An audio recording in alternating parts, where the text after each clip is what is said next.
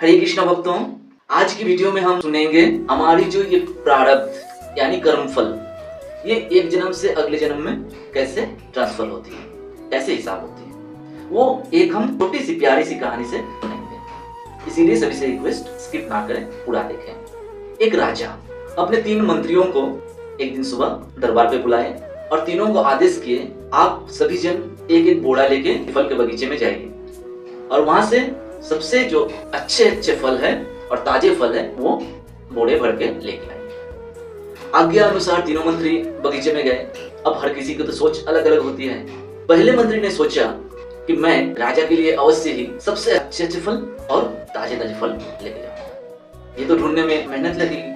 पहले मंत्री ने कड़ी मेहनत करके अच्छे और ताजे फल से बोरे को भर लिया। फिर थोड़ी सी विश्राम की। दूसरे मंत्री थोड़ी बुद्धिमान थे।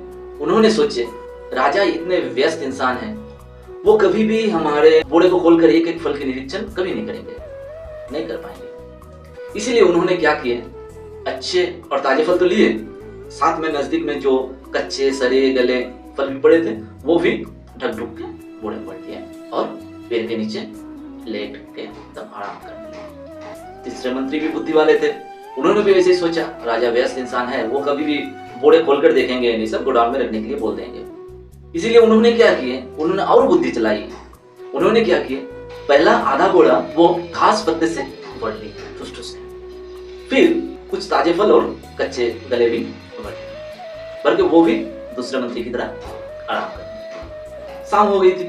दूसरे दिन सुबह राजा ने तीनों मंत्रियों को बुलाए तक नहीं, ना ही बोरे खोलने की तो बहुत दूर की बात।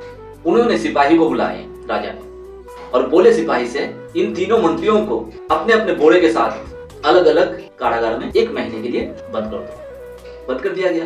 जो पहला मंत्री, वो तो सब अच्छे और ताजे फलों से भरे थे, बड़े आराम से, उनको कोई दिक्कत नहीं हुई उतनी, वो फल खाकर तंदुरुस्त रहे, 1 महीना काट लिया। दूसरे मंत्री ताजे के साथ कुछ कच्चे भी भरे थे, सड़े गले भी भरे थे। भूख के मारे जब ताजे वाले खत्म हो गए तो भूख के मारे सड़ा गला भी खाना पड़ा। इस कारण वो कुछ दिन बाद बीमार पड़ गए और जब तक रिहाई ना हुई तब तक बहुत कष्ट भोगने पड़े।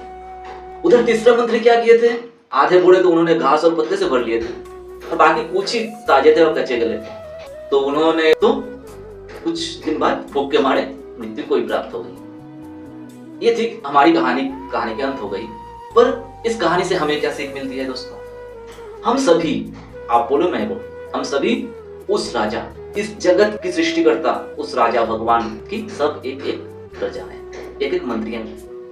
उस राजा ने भी हमें इस संसार रूपी बगीचे से अच्छे फल अर्थात अच्छे कर्म फल जमा करने के लिए भेजे हैं। अब ये हमारे ऊपर निर्भर करते हैं, हम कौन मंत्री जैसा काम करेंगे। पर हमें ये याद रखना होगा कि हम जैसा जुगाड़ करेंगे, जैसा स्टोर करते जाएंगे, वही हमारे अगले जन्म की प्रारब्ध के रूप में यानी कर्मफल के रूप में आएंगे। सब दोष देते हैं ना, इतने दुख, इतने कष्ट, मेरे दुख जीवन से दुख जाते ही नहीं, भगवान क्या करें। हरे कृष्णा।